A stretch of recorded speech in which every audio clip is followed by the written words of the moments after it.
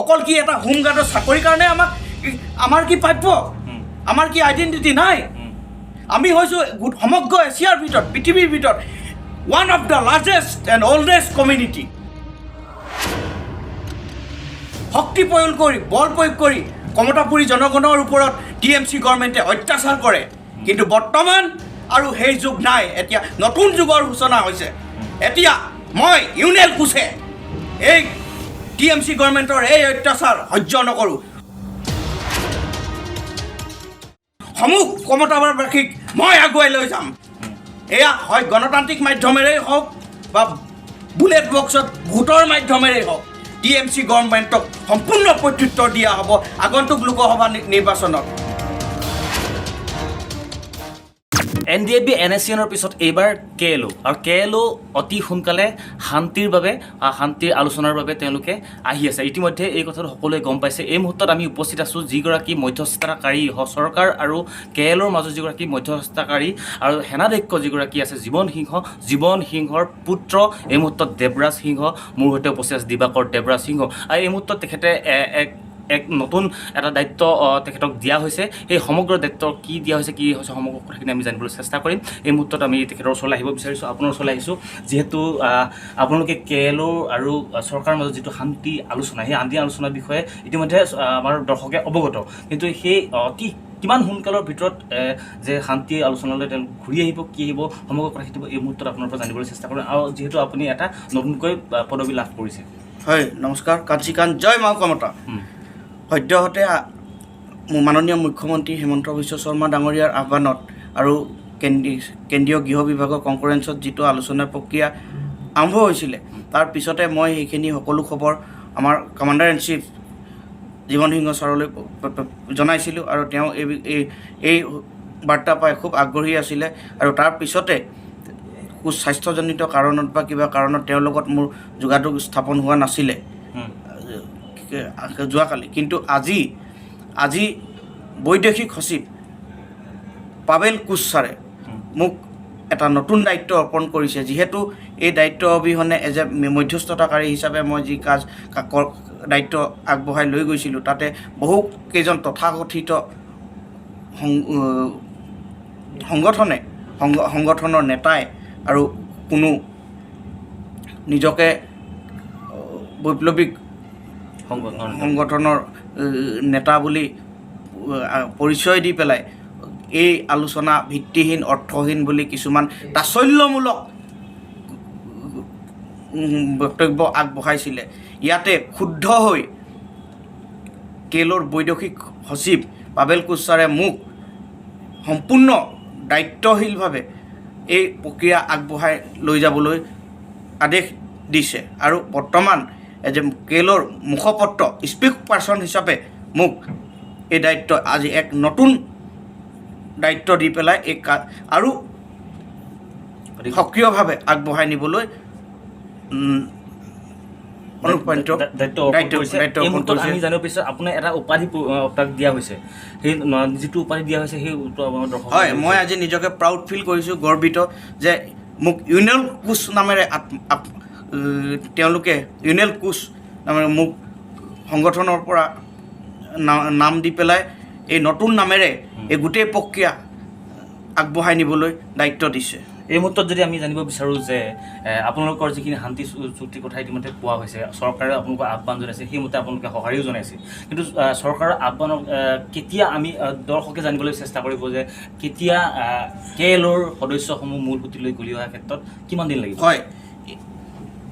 আপুনি এটা সুন্দৰ প্ৰশ্ন কৰিছে যিহেতু KLO সমস্যা বংগালৰ পৰা আৰম্ভ হৈছিলে গতিকে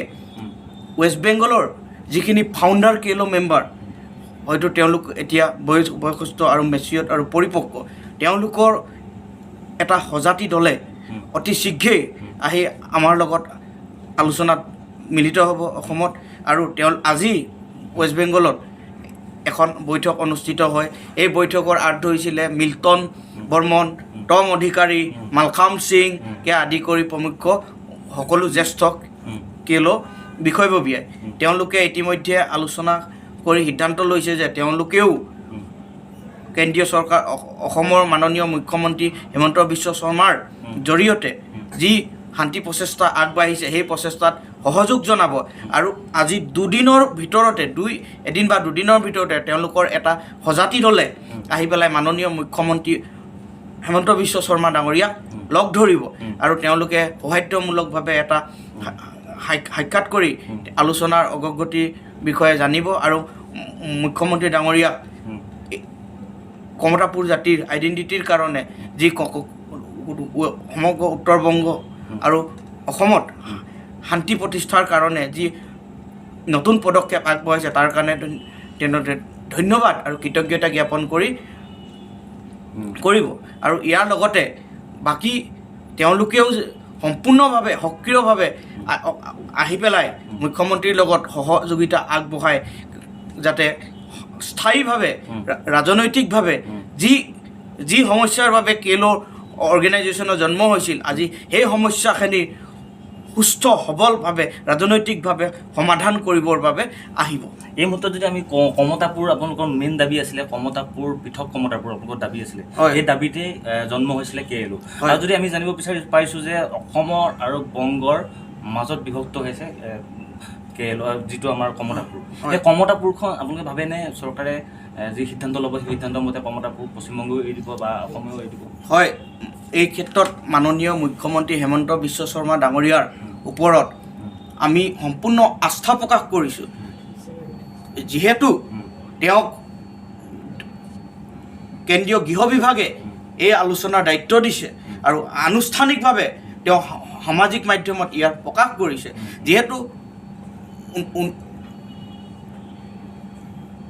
যিহেতু আপোনাৰ